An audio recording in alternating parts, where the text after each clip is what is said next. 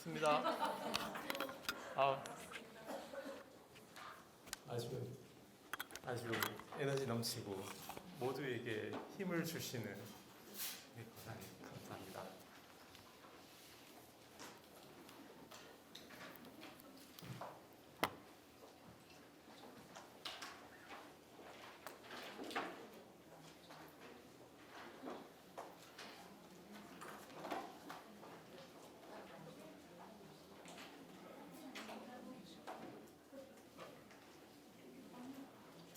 진짜 확실히 하시는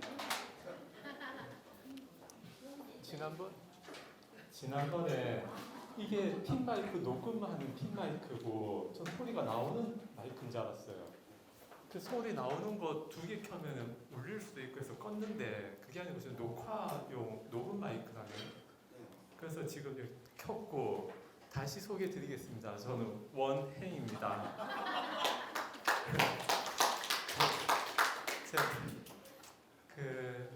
우리 이제 편하게 수업을 하시고 저도 뭐 잘 모르니까 이 우리가 교학을 공부하는 이유가 무엇인가, 사람마다 교학을 공부하는 이유가 다들 달라요. 다른데 여러분들 지금 이 수업 왜 신청하셨습니까? 저 때문에.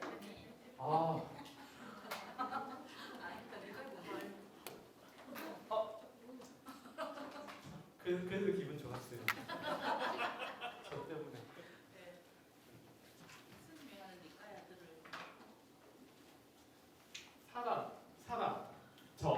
사람 때문에. 또 니까야라는 과목, 니까야라고 하는 이 교학을 공부하기 위해서. 또 편하게 말씀해 주십니다. 아니 불교대학 소속으로 그냥 하나 신청해야 됩니까? 있죠. 시간이 돼서 남았다고 하면 좀 그렇죠. 다들 바쁘신 분들일 텐데 시간이 돼서 뭐 이렇게 또 다양한 이유들이 있잖아요. 그러면 시간이 있어서 마침 뭔가 듣긴 들어야 되는데 수요일에 시간이 비었다. 시간이 당연히 가는데 니까야가 궁금해서 아니 과거에 다른 과목을 들어봤었으니까 또 사람, 친목 뭐 이런 다양한 이유들이 있는데요. 우리 그 교학을 그냥 혼자 이렇게 보는 게 아니고 여럿이 모여서 보고 또 토론 같은 것도 하고 서로 문답도 하고 하는 수많은 이유가 있습니다. 재미도 있죠. 재미. 그리고 그거 부처님 당시로 보면 또 뭐가 있냐면 토론에서 이기려고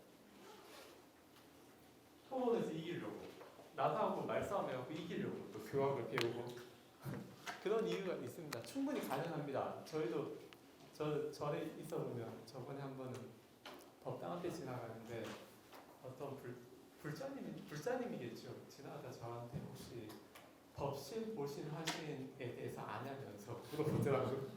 그래서 저 도대체 이 질문을 왜 하는가 제가 질문 몇 개나 좀 드렸어요. 뭐 어떻게 궁금하게 됐냐 이렇게 하니까 본인이 제가 느끼기로는 본인이 뭔가 그러니까 그게 궁금해가지고 공부하다가 뭔가 이해가 된 게 있는 거예요. 그래서 좀 떠보려고 질문한 것 같아요. 그래가지고 이 정도 이야기 해줘야 상대방이 모르겠다 싶어갖고 이야기를 조금 더 해줬죠. 그냥 법신, 보신, 화신만 설명한 게 아니고 과거 그 초창기에는 법신, 보신, 화신 세 개가 있었던 게 아니고 법신, 보신인가? 보신, 화신인가 두 개만 있었습니다. 그게 이제 세 개로 분화가 됐는데 뭐 지나서 제가 지금 정확하게 기억은 안 나지만 찾으면 또 금방 찾지요. 그래서 그런 게 있었습니다. 토론하기 위해서 남한테 잘 보이기 위해서. 그래서 교학을 하는 이유도 있는데 바르게 교학을 한다면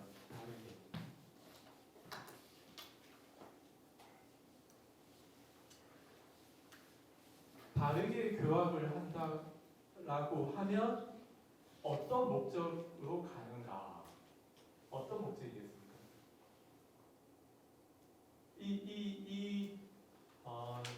이 말은 다양한 단어로 표현을 할 수 있습니다. 제가 쓰는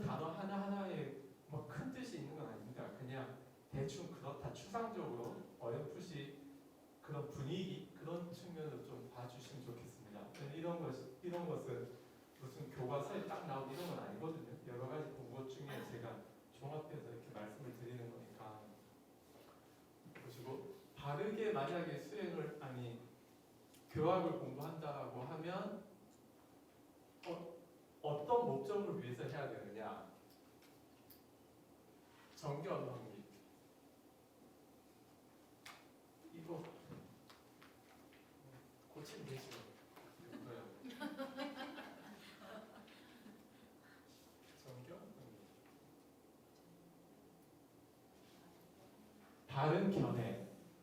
바른 견해를 세우기 위해서 우리가 교학 공부. 지금 이렇게 와서 수업을 듣고 서로 문답을 하고 하는 과정은 정견 확립을 위해서 가야 되는 겁니다. 정견 확립을 위해서. 그래서 만약에 우리가 토론에서 이기기 위한 목적이라고 하면 내가 뭐 잘못했을 때 부끄러울 수도 있고 아니면 나의 잘못된 견해를 지적한 상대방에 대해서 화가 날 수도 있습니다. 그런데 만약에 정견 확립이 목적이라고 하면 화가 나겠습니까? 안 나겠습니까? 고마울 거 아닙니까? 내가 잘못 알고 있던 것을 가르쳐 줬는데, 알려줬는데, 고마우면 고마웠지, 화가 날 수는 있습니다. 그러나 그것을 극복할 수 있겠죠. 부끄러울 수 있습니다. 저도 저번에 원행 못 쓰고 부끄러웠습니다. 근데 극복할 수 있습니다. 제가 저 한자 제 이름 쓰려고 추가한 건 아니니까 극복할 수 있죠. 그게 목적이 아니니까. 그래서 우리 중생이다 보니까 다양한 어떤 부정적인 감정이나 생길 수는 있지만 목적을 정견 확립으로 둔다면 극복을 할 수 있다는 거예요. 그래서 정견 확립으로 가야 되고 이 정견에 또 두 가지 측면이 있습니다. 크게 보면 정견에 두 가지 측면이 있어요. 두 가지 측면.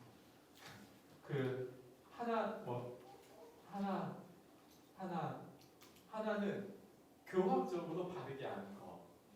교학적으로 바르게 아는 거. 그 교학만이 하나가 아니고 정견 확립이 교학적으로 이제 바르게 안다. 교학적으로 바르게 안다는 것이 정견 확립인데 정견 확립이 되면 두 가지 효과가 있습니다. 두 가지 효과 중에 하나가 무엇이냐? 복을 잘 지어요. 복을 잘 짓습니다. 그래서 우리 교학을 보면 주로 제가자분들에게는 천상에 태어나는 다음 생에 천상에 태어나는 그런 법들을 많이 설하고 있어요. 그 복을 짓는다는 거. 꼭 재물뿐만 아니라 우리 모든 것으로 복을 지을 수 있잖아요. 내가 아무 나하고 연고가 없는 그냥 지나가는 사람들 보면서 저 사람들 다 행복하기를 마음 한번 내면 그게 다 복 짓는 거예요. 꼭 뭐를 내서 복 짓는 게 아니고 한번 웃어주는 거. 재미없어도 그냥 재밌는 책 해주고 그 지난번에 이번에 또 오셔가지고 제 목차 주시고 얼마나 좋습니까? 또 많은 분들이 이렇게 이 자리에 동참해 주시고 그래도 저 때문에 수업 왔다고 해주시고 얼마나 다 바르게 공부하신 분들은 반드시 복을 짓는 삶을 살고 착해져요. 맞죠? 맞아요. 맞습니다. 네. 그래서 착해져서 우리가 시작할 때를 봐야 돼요. 무조건 저 사람은 안 착한 것 같은데 저는 20년 다녔다는데 안 착한 것 같은데 시작점보다 착해졌을 수가 있어요. 그래서 우리가 시작점을 봐야 됩니다. 무조건 그게 아니고 저도 지금도 허물이 많지만 제 과거와 지금을 비교해 보자면 훨씬 나아졌죠. 그렇습니다. 그래서 더 나아지고 또 하나가 무엇이겠습니까? 복 다음에 항상 나오는 거 있죠.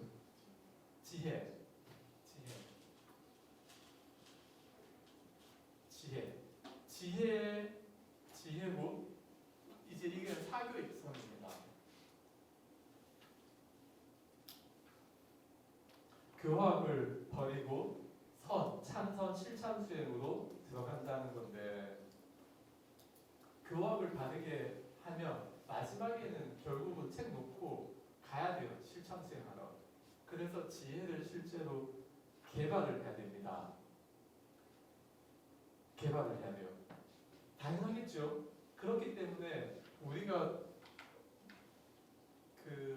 이제 여기로 가면 많은 이유들이 사라지는 거예요. 다양한 이유들이. 그래서 내가 나중에 사회입선 쪽으로 가면 교학 중에 나한테 미진한 부분을 찾아서 저는 없지만 다른 과목 들어가고 그렇게 하는 거예요. 왜냐? 사교 입선을 해야 되니까 이미 니까 저한테 배울 수 있는 것은 아니 저한테 들을 수 있는 것은 다 들었다고 또 다른 과목 가야 되는 거예요. 그런 식으로 하는 겁니다. 교학을 정견을 바르게 확립한다고 했는데 이 립자가 아마 설립자겠죠? 제가 한자 잘못 쓰면 말씀해 주십시오. 쉬는 시간에 네이버 찾아서 다시 설립자죠. 설립자 복 바른 이해를 세운다. 그리고 지혜 이거 마음이잖아요. 마음을 또 세운다. 마음을 세워야 되는데 마음 심자 마음이 누워 있어요 지금. 이 누워 있는 마음을 세워야 되는데 어떻게 세울 수 있을까요? 지금 이 누워 있는 글자 한번 세워 보십시오. 약간 선문답 같이 저 누워 있는 마음 심자를 세워 보시죠. 누구나 세울 수 있겠다. 손.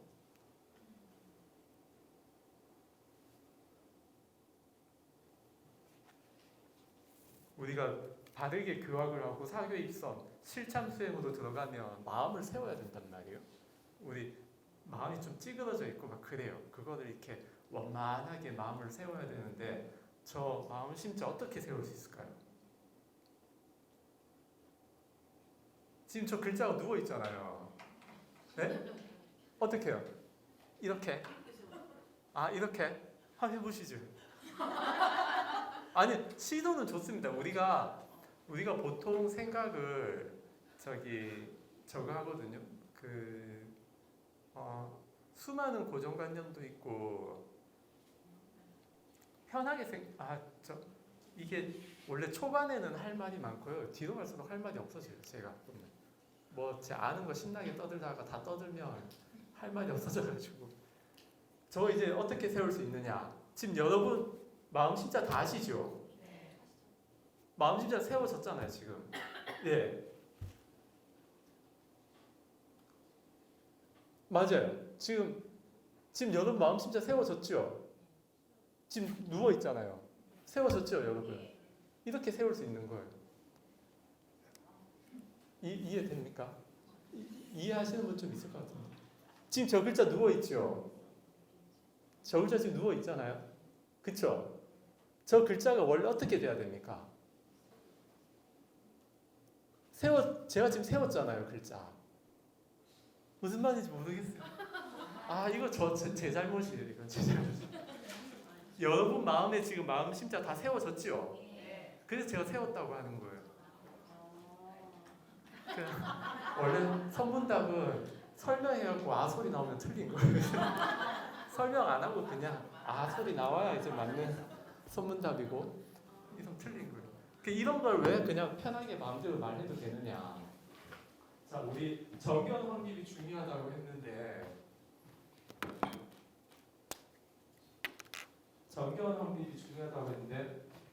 우리 중세는요 기본 사견이 있습니다. 기본적으로 사견이 있고 삿된 견해, 잘못된 견해. 삿된 견해에서 끝나는 게 아니고 삿된 견해를 정견이라고 주장하고 집착하는 번뇌가 있습니다. 기본적으로 깔려 있어요. 모든 중생. 그래서 이 사견을 정견이라고 집착하는, 내가 잘못된 주장을 하면서 옳다라고 주장하는 이 잘못이 완전히 없어지는 게 언제냐? 수다원 때 없어집니다. 수다원. 예륵과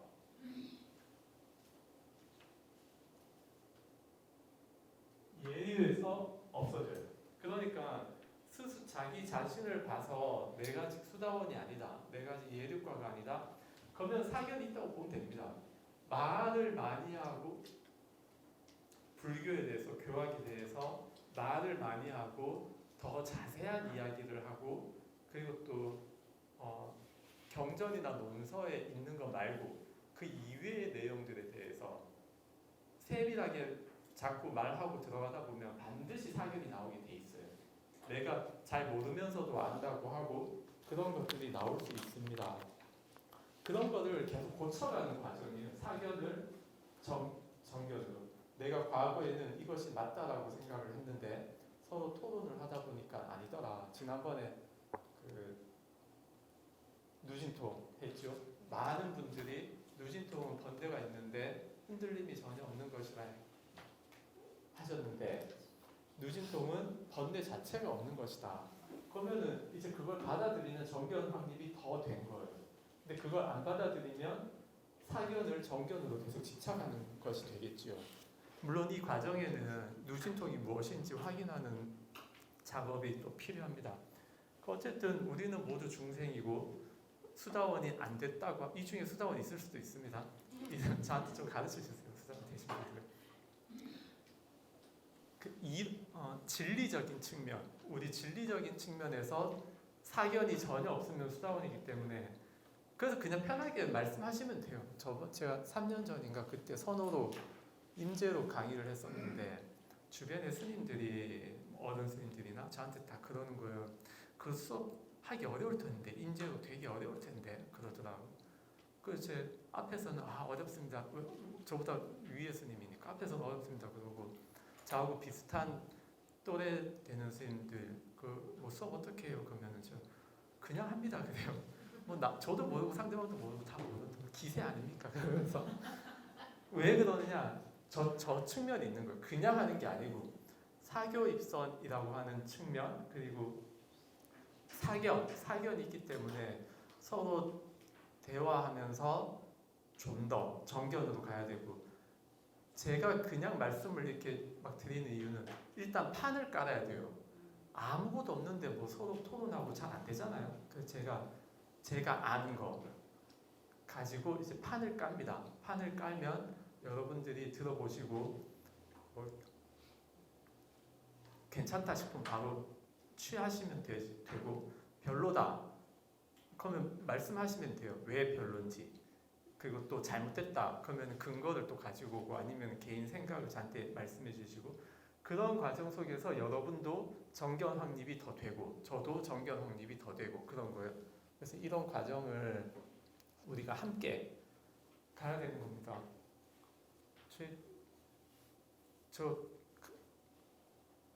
저 때문에 수업 오셨다. 진짜 탁월한 선택인 거예요. 제가 누워있는 마음도 일으켜 세우고 한자도 이름 쓰고 이런 사람이거든요. 네, 그렇죠. 보통 사람이 아닌 거예요. 그래서 같이 수업을 하면 아주 좋습니다. 지난 시간 수업의 요약은 이제 하나만 더 하면 지난 수업을 요약을 할 수가 있는데요. 19쪽 6번째 줄 보면 가운데쯤 되죠. 부처님의 직계 제자들이 전승해온 가르침을 우리는 초기 불교로 하고요. 초기 불교 이후로 아비담마, 반야 중관, 유식, 열애장, 정토, 밀교, 선불교 이렇게 전개되어 왔다고 하는데 이 부분을 조금만 더 보충 설명. 지난번에는 흐름만 말씀을 드렸고 조금만 더 보충하고 넘어가겠습니다. 이런 기본 토대가 안 잡혀 있으면 나중에 많이 좀 헷갈릴 수 있어요. 예를 들면 초기 불교는 무상, 고무와 부정을 주장하죠. 무상. 마음은 아까 우리 이제 마음을 이렇게 세웠으니까 마음은 무상하다. 그리고 법, 무아.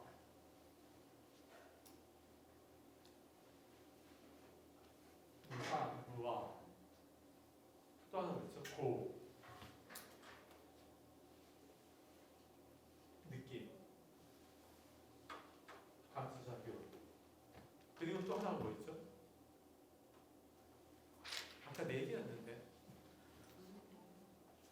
부와 라, 저 부정. 깨끗하지 않다. 이건 뭐? 그래서 색수신법에 대해서 무상고, 무와 부정, 이 순서가 바뀌면 저도 헷갈려요. 무상고, 무와 부정을 말하는 것이 초기 불교인데요. 대승불교로 오면 이것을 상나가지고 바꿔버려요.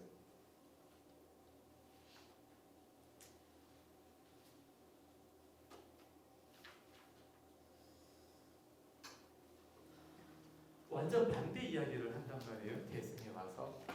그러면은 상나 가정이 맞습니까? 무상고 무와 부정이 맞습니까?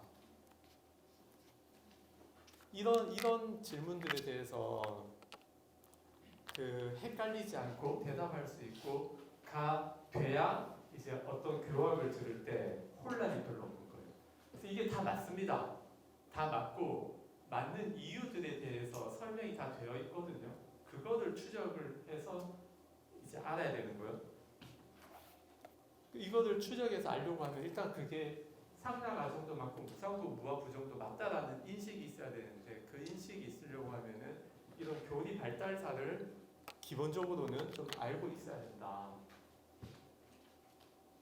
는 겁니다.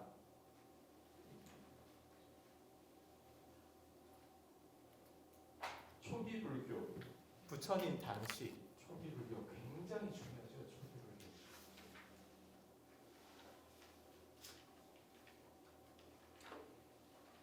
굉장히 중요합니다. 초기 불교 시대에는 부처님께서 사람들이 너무 현학적인 질문한다. 대답 안 하십니다. 우주는 영원합니까? 대답 안 하세요. 그 독화살의 비유 나오지 그런 질문하면. 그래서 너무 현학적이고 너무 세세한 거는 대답을 안 하시고 공부하라. 근데 아마도 제자들끼리는 아니면 사석에서는 뭔가 아주 세밀한 것도 이야기했겠죠. 사람들의 번뇌가 무엇이 있을까, 종류가 어떻게 될까, 그런 어떤 다양한 문답들이 있었을 겁니다. 그런데 어쨌든 부처님께서 공식석상에서 말씀하신 것은 니까야로 결집이 되어 있기 때문에 세세한 그 말씀을 안 하셨다는 겁니다. 그 부처님께서 임명을 하시고 난 다음에 그런 세세한 것들에 대해서 탐구에 들어가고 또 부처님께서 안 계시니까 우리가 불교를 더 잘 지키자 그런 것도 있을 수 있고 또 과거에는 잘 안 했던 것들 그리고 또 부처님께서 이것이 법이다 선언하면 끝나는데 그걸 선언할 수 없는 시대가 오니까 서로 각자 많은 주장들을 하게 돼요. 또 세밀한 것에 대해서. 그래서 부파불교로 넘어가죠. 부파불교 아주 세밀한 것까지 합니다. 이때는 머리 안 좋으면 못해요. 머리 안 좋으면 할 수가 없습니다. 시간이 없는 사람 할 수가 없어요. 왜냐하면 부파불교 여러분 보셨나 모르겠지만 거기에 우리 마음이 몇 종류가 있는가 이런 거 나오거든요. 깨달음을 어떻게 얻을 것인가, 명상 어떻게 할 것인가 이런 굉장히 보면서도 글자는 아는데 내용을 모르는 그런 주제들이 막 나와요. 그러니까 엄청 혼란스러운 거예요. 말들이 많고 근데 이 부파 시대에 수많은 부파가 있었지만 정통성을 인정받는 것은 아비담마입니다.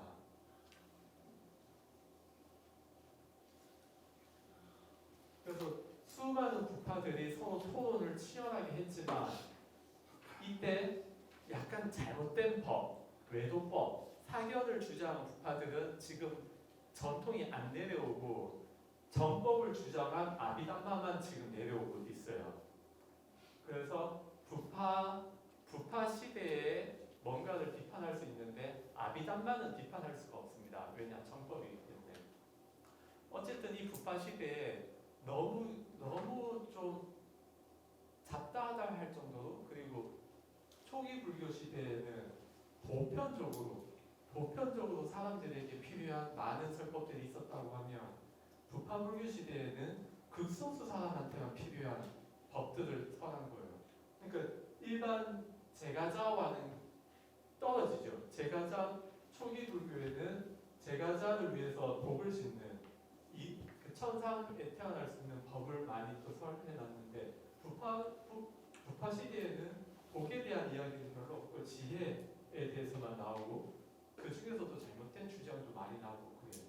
그러니까 말들이 많아지니까 어떻게 합니까? 아 자꾸 쓸데없는 말하지 마라. 그러면서 중간에 나옵니다. 중간. 누가 말만 하면은 그 네 가지 큰 카테고리로 나눠가지고 다 비판해요. 무슨 말만 하면 그거 잘못됐다. 비가 온다. 비가 온다는 말 잘못됐다. 비판을 해요. 비가 내리기 전에 하늘 위에 있으면 뭡니까? 구름. 내려야 비죠. 비라고 하는 것에 이미 내린다는 의미가 있는 거예요. 와야 비입니다. 와야. 근데 비가 내린다는 건 안 났다는 거예요.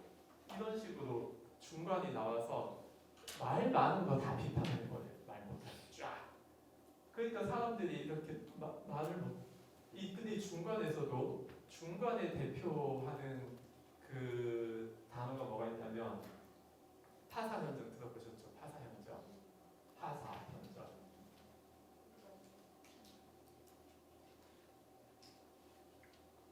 네, 뭐라고요? 파사현정이? 네, 자신 있게. 파사현정 뜻이 뭐죠? 파사현정. 파, 깨뜨릴 파. 사, 잘못된 사. 드러낼 현, 받을 저. 근데 이게요 저음입니다. 파사를 해서 현정한다는 뜻이에요. 파사 즉 현정입니다. 이 중간에서 말하는 파사 현정은 파사가 현정이에요. 누가 잘못된 주장을 해요. 그러면은 그 주장이 잘못됐다라고 A가 주장을 하고 B가 비판해요. 그래갖고 납득이 돼요. 그럼 이 주장을 철회해야 할 거 아닙니까? 내 주장이 잘못됐다고. 이것이 현정입니다. 이것이 현정이에요. 비판. 근데 B가 비판을 다시 주장한다. 그러면은 파사 후 현정이 되는 거예요. 이건 다릅니다. 파사 자체가 현정이냐 아니면 파사 후에 현정을 다른 것을 새로 세우느냐 이건 다른 거예요. 그래서 중간 시대에 두 파가 이 파가 또 새로 생겨요. 파사 현정이라는 게 있다. 다른 것을 바로 말할 수 있어서 이 잣대를 딱 갖다 대서 이 잣대와 틀리면은 틀린 것이고 맞으면 맞는 것이다. 이렇게 현정을 독립적으로 할 수 있다라고 주장하는 개파가 하나 생기는데 그거 져서 파사만 할 뿐, 단지 파사를 해서 다른 것을 드러낼 뿐, 파사 없이 누군가가 삿된 것을 주장하지 않으면 다른 것을 드러낼 것도 없다라고 하는 파사 즉 현정이 내려오고 있습니다. 현재. 그래서 파사 후 현정은 사라져요. 지금 아비담마에서도 수많은 주장이 부파 불교 시대에도 수많은 주장이 있었지만 아비담마가 살아남은 것처럼 중간 시대에도 여러 개파가 있었지만 파사 즉 현정, 단독으로 현정이 가능하다라고 하는 파는 없어져요. 지금 여기서도 서로 토론해가지고 남았죠. 그러면은 여러분들이 지금 중간을 만약에 배운다고 하면 파사 자체가 현정이다라고 하는 그 파의 설을 배우게 될 겁니다. 근데 중간 이제 자꾸 그거 아니다, 틀렸다, 말만 하면은 틀렸다 이렇게 하니까 없다, 또 공하다라는 이야기를 많이 하니까 없다라고 하는 그 잘못된 견해가 생깁니다. 잘못된 견해가 생기니까 뭘로 갑니까? 유식으로 갑니다. 있다. 여긴 이제 없다라고 하는 측면이 강하니까 있다. 있긴 있는데 무엇이 있느냐? 마음이 있다. 일체 유심조, 삼계 유심, 만법 유식. 그 유식이 나와요. 그럼 유식도 그냥 갔느냐? 그냥 안 갔습니다. 6식, 7식, 8식이 있잖아요. 유식은 8개의 식이 있는데 제9식도 주장을 해요. 신라의 스님인가 누가 제9식, 백정식인가 깨끗한 식이 있다. 8식까지 하면 되는데 9식도 주장하고 10식도 주장하고 이런 또 개파가 생깁니다. 9식을 주장하는 것이 틀린 건 아니지만 그렇게까지 할 필요 없다 해서 지금 8식까지만 해서 내려와요. 8식. 지금은 80까지 이야기하는 유식이 주류로 내려오고 있습니다. 여기서도 많은 토론이 있었지만 또 자체 교통정책에서 내려오죠. 이런 과정을 지금 계속 거쳐오는 거예요. 유식에서는 대표적으로 그 중간에 이제 공하다라고 하는 사람들이 공을 무로 허구로 잘못 받아들이니까 유식이 나온 것이고, 유식은 사람들이 어떤 또 잘못 유식 자체가 잘못돼서 넘어가는 게 아닙니다. 중간 자체가 잘못돼서 유식 가는 게 아니고, 아비담마 자체가 잘못돼서 중간 가는 게 아닙니다. 다만 그 하나가 오래되면 뭔가 부작용이 생기는 거예요. 그냥 단지 오래됐기 때문에, 많은 사람들이 하기 때문에. 그 부작용을 극복하는 과정에서 중간도 나오고 유식도 나오고. 유식은 그럼 어떤 부작용이 있느냐? 중생은 중생이고 성인은 성인이에요. 여기서 전식특지 이야기하잖아요. 10, 저5식, 제6, 제7, 제8식을 바꿔서 지혜를 얻는다.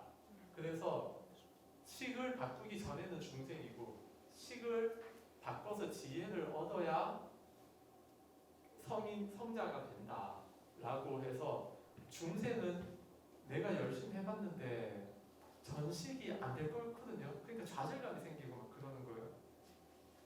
그리고 또 공부가 된 사람들을 완전 다른 사람처럼 생각하고, 그런 부작용이 생기니까 뭐가 나옵니까? 연애장이 나옵니다. 시기적으로 딱 끊어져서 나오는 건 아니에요. 연애장은 이미 이때 나오기 시작했는데, 그 사상이 구체적으로 확립되고 최전성기를 누리던 그 시기는 이렇게 시간 차이가 있다는 겁니다. 연애장.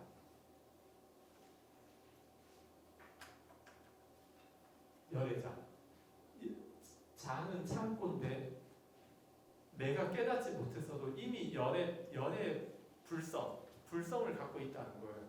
그래서 내가 중생일 때에도 불성을 갖고 있고, 내가 곧 연애인데 다만 진흙이 묻은 진주. 그래서 흙을 털어내면 진주가 되는 거 아닙니까? 아니, 온전한 진주가 드러나는 거잖아요. 열애인데 지금 때가 껴있는 상태다. 그런 사상이 나와서 희망을 줍니다. 중생들에게 희망을 줘요. 당신이 곧 부처와 동등합니다. 근데 희망을 줘요. 희망을 주는데, 여기 또 무슨 또 부작용이 생길 수 있을까요? 번뇌와 지혜, 번뇌와 깨달음은 둘이다라고 하는 부작용이 또 있어요. 그래서 번뇌는 번뇌고 그 지혜는 지혜고. 그래서 누가 번뇌 주장하면 번뇌 그거 닦아야 되는데 그거 아직도 못 버렸냐 뭐 이런 말이 나오면서 부작용이 생겨요. 그래서 열애장 안에 그 번뇌와 도리, 깨달음, 진리, 번뇌와 도리가 다르다라고 하는 것이 처음의 열애장이었고, 후기 열애장으로 가면 번뇌 즉 도리가 됩니다. 번뇌 자체가 깨달음이다. 닦을 것이 그 뒤로 가도 이제 닦을 것이 없다라는 것까지 나오고 그래요. 그래서 선사 스님들이나 이런 법문 보면 저런 거 많이 나오죠. 이 세상 다 그대로, 네, 화엄의 세상, 다 깨달음의 세상, 누군가가 뭐 수행해야 되지 않느냐, 이대로 다 완벽한데 닦을 것이 무엇이 있느냐, 이런 것까지 나옵니다. 이게 쭉 나와요. 그러니까 이걸 바탕으로 지금은 수많은 것들이 나오고, 그 수많은 가르침들이 지금 짬뽕이 돼 있습니다. 현재는. 그래서 이런 교리 발달사를 알면 상대방이 말하는 걸 들으면서 저거 어떤 교리를 바탕으로 지금 주장을 하는구나, 그걸 알 수 있어요. 그래서 나와 다른 주장을 한다고 해서 무조건 잘못된 게 아니고, 저 시대를 바탕으로 이제 봐야 되는 겁니다. 시대를 바탕으로 봐서 상대방이 바르게 주장을 하는지 잘못된 주장을 하는지.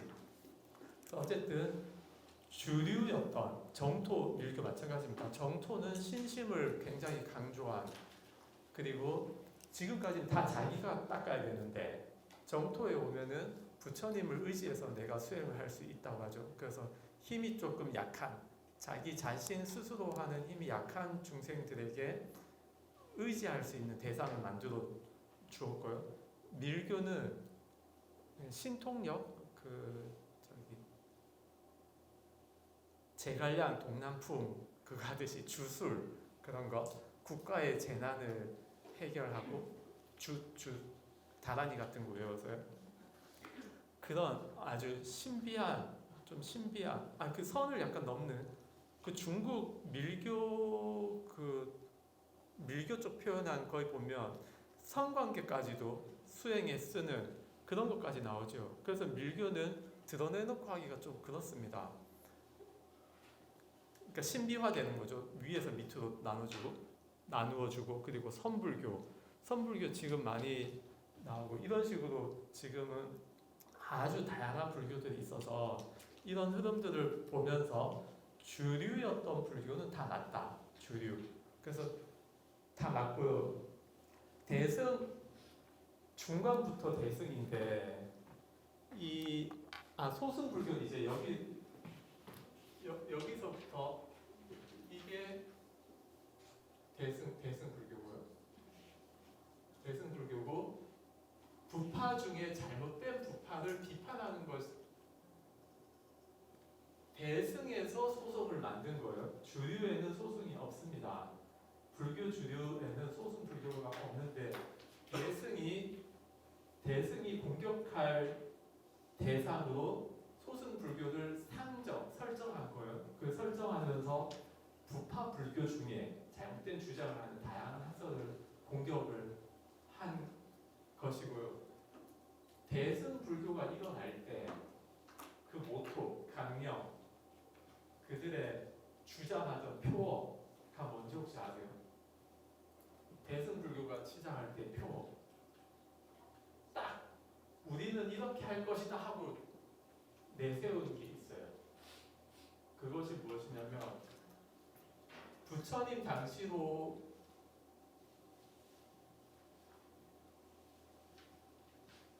돌아가자.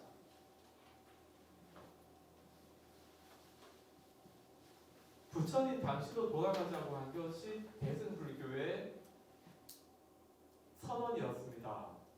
그렇기 때문에 부처님 당시가 초기 불교잖아요. 그렇기 때문에요. 초기 불교 부처님 당시에 굉장히 존경받았던 그 10대 제자, 그 10대 제자를 좀 뭐 소승 아라한이라고 비판하는 것은 있을 수 없는 겁니다. 그렇죠? 그건 말도 안 되는 거예요.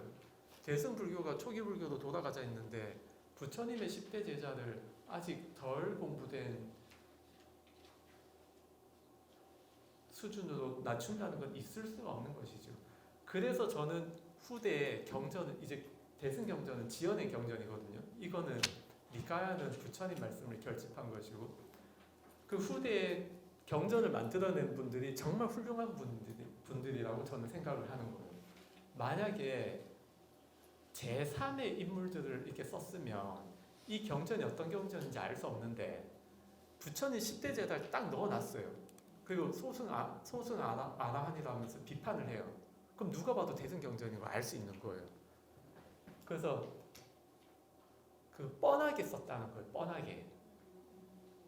오해하지 사람들로 하여금 후대 사람들이 오해하지 않게 뻔하게 써놨는 거예요. 그래서 여러분들이 경전을 보실 때 부처님 10대 제자가 등장하고 그 10대 제자가 어떤 다른 대승의 다른 분들한테 무슨 쿠사리 먹고 이런 장면이 나온다. 다 대승 경전입니다. 100%예요. 100%. 그래서 이게 쉽게 이렇게 볼 수 있는 겁니다. 그러니까 경전 지으신 분들이 정말 잘 지으신 거예요. 제가 봤을 때. 제가 좀 진지 청년이라 뭐 지금 농담 잘하는 것 같지만 별로 땐 따라 다른데 저희 통도사 서원암 선원에 있을 때 저 지금 많이 밝아진 거예요. 과거엔 좀 덜 밝았는데 그때 선원에 있고 하니까 말도 별로 안 하고 대화가 안 되는 거예요. 그래갖고 저는 이제 주로 제 차 좋아하니까 저는 차 내드리고 스님 여러 오시면 스님들끼리 말씀하시고 저 이야기 주로 듣고 있고 그런 상황인데 그때 입승 스님께서 한 번씩 오셨어요 제 방에. 그 오셔가지고 다른 스님하고 오셔가지고 차 마시면서 이런저런 말씀하시고 하는데 제가 이제 리액션도 별로 안 좋고 하니까 그리고 또 저는 제 딴에는 농담을 했는데 분위기가 싸해지는 거예요. 그래갖고 이 타이밍에 웃어야 되는데 안 웃는 거예요. 그냥 입성쌤이 저한테 조언을 해주더라고요. 농담을 할 때에는 상대방이 농담인 것을 확실히 알게끔 농담을 해야 된다 그러는 거예요.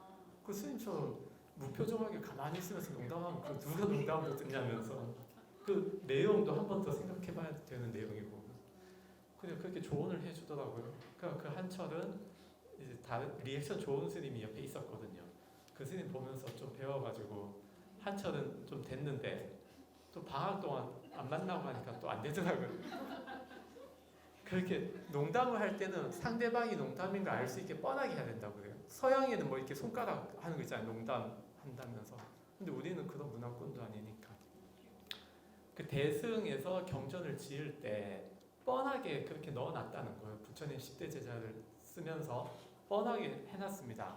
그 위대한 겁니다. 그거 뭐 경전을 조작한 거 지어낸 거 아니냐? 아닙니다. 정말 잘 지어놨어요. 그리고 진리에 맞게끔 지어놨습니다. 굉장히 훌륭한 경전이에요. 그래서 그런 수많은 경전들이 지금 내려오고 있고 그 주류였던 불교는 다 맞다라는 것으로 해야 되고 다만 시대별로 서로 말들이 좀 다른 것들이 있습니다. 그 다른 것들은 여러분들이 공부를 해야 돼요. 공부를 심지어 유식도요. 6, 7, 8식이 처음부터 있었던 게 아닙니다. 마음을 두 개로 봤어요. 그러니까 예를 들면 6, 7식이 하나고 8식이 따로고 이런 식으로. 근데 그게 또 세 개로 분화되고 이런 과정을 거치면서 지금 많이 체계가 되고 정돈이 교통정리가 지금 거의 다 된 불교를 보고 있습니다. 그래서 현재 우리가 조심해야 될 것은 지금 나오고 있는 새로운 주장들 이런 걸 조심해야 돼요. 초기 불교 하면서도 여러 가지 예를 들면 마음 챙김 요즘에 초기 불교 밑바사나 같은 거 하면서 마음 챙김 많이 이야기하잖아요. 사띠 마음 챙김 그거에 대해서 또 다른 주장을 하는 파가 있고 그래요. 그런 것도 조심하면 되고 어쨌든 주류였던 불교 주류였던 교학은 다 옳다. 이거를 확실하게 가지고 우리가 니까야를 해야 됩니다. 이걸 만약에 모르고 하면 또 우리가 교학을 하는 이유가 저 정견 확립에 있다. 사교 입선과 복을 짓는 데 있다라는 것이 확실하지 않으면 밖으로 또 다툴 수 있습니다. 나중에 수업하면서 제가 또 예를 들면은